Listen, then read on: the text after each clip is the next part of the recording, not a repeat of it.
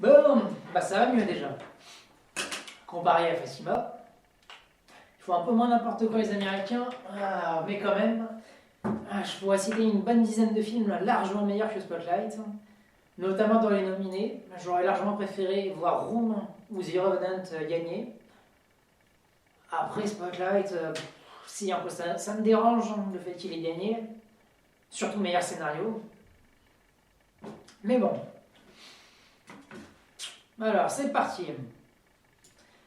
Donc, un Spotlight, ça raconte l'histoire qui est survenue en 2001, enfin qui a surtout été découverte en 2002, mais c'est une enquête qui a démarré en 2001 au Boston Globe, où un nouvel arrivé, incarné par Liv Schreiber, a un peu repris le journal, et par rapport à une vieille histoire de 93 sur un prêtre pédophile, il a senti qu'il y avait un truc qui clochait là-dedans, parce qu'il y avait une nouvelle histoire de prêtre pédophile qui venait de ressortir, et il avait observé quelques similitudes entre les deux affaires, et il a eu envie de creuser un peu l'histoire, en se disant, tiens, ça sent la bonne affaire.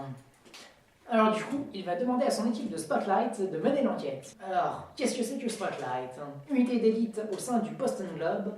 C'est un peu ceux qui sont chargés de faire les grosses enquêtes qui peuvent durer parfois sur des années.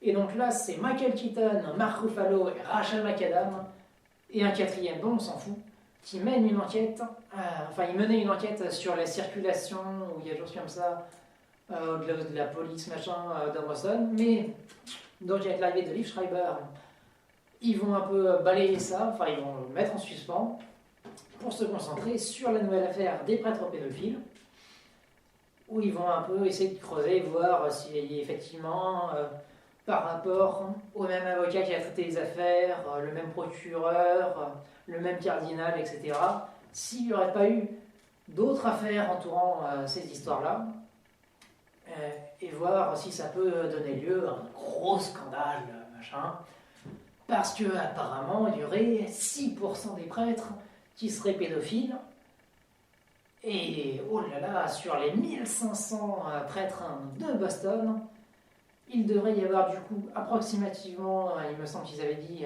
de l'ordre de 88 prêtres qui seraient censés être pédophiles.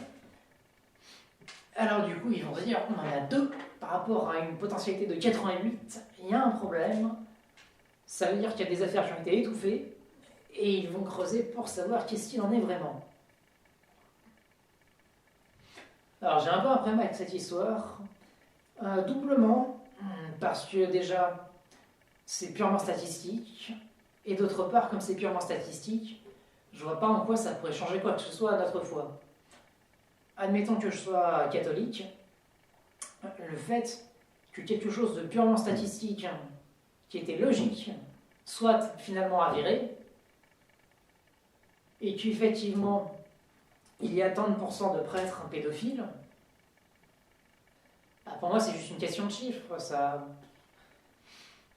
Statistiquement ça devait arriver, c'est arrivé, voilà.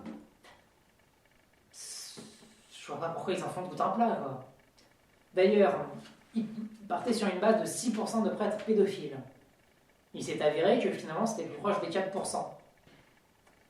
Là, comme ça ne nous parle pas forcément, mais si on recontextualise un petit peu les choses, faut pas oublier que 100% des prêtres sont des hommes, qu'approximativement 8% des hommes sont homosexuels, et que dans 9 cas sur 10, les attouchements se sont faits sur des petits garçons.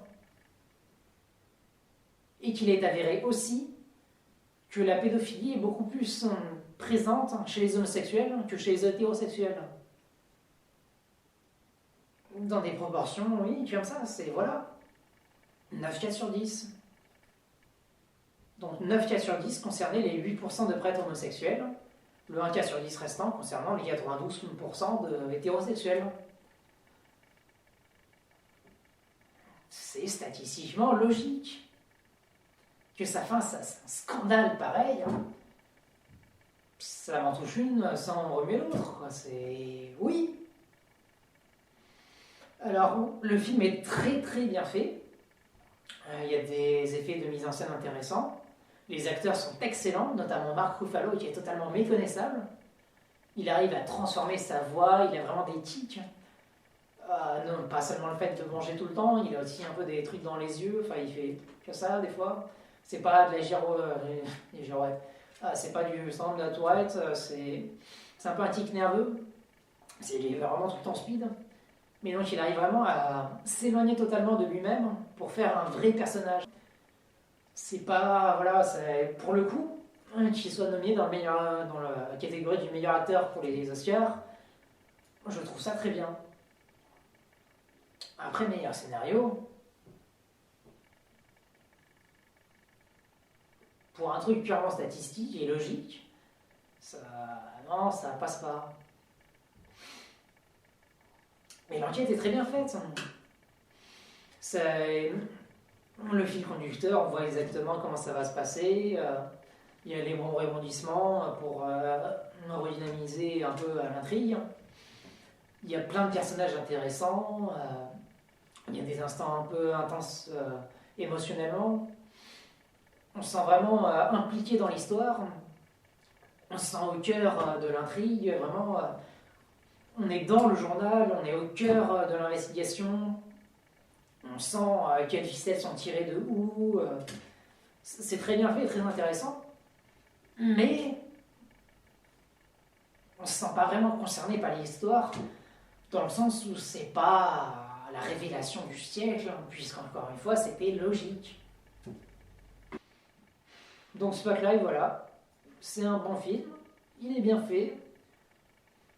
Artistiquement, bon, je ne veux pas dire non plus que c'est une réalisation exceptionnelle, qu'il y a une image magnifique. Bon, clairement, c'est pas The Revenant, par exemple. Ils n'ont pas fait des efforts de mise en scène, de jeu de lumière, de cadrage. C'est quelqu'un qui a fait son boulot, quoi. L'intrigue se resserre, il fait un cadrage resserré. Ils sont dépassés par les événements, ils découvrent des choses, ils font un plan plus panoramique avec le personnage tout petit au milieu. C'est intelligent, c'est classique, c'est bien fait. Mais ça révolutionne rien. Voilà. J'en ai pas grand chose à en penser, quoi. Bon, pour moi, Spotlight, ce sera 3,5. Un 3,5 neutre, dirons-nous. Bon. On se revoit bientôt, les gens. Je vais voir si j'aurai quelque chose à dire sur Batman vs Superman, que j'aurai vu au moment où la vidéo va sortir. Mais en attendant, je vais essayer de voir si je peux aussi faire le montage de Action Death 4, qui va être énorme. Sur ce, prenez le temps de voir des films, cultivez-vous. À bientôt les gens, et abonnez-vous.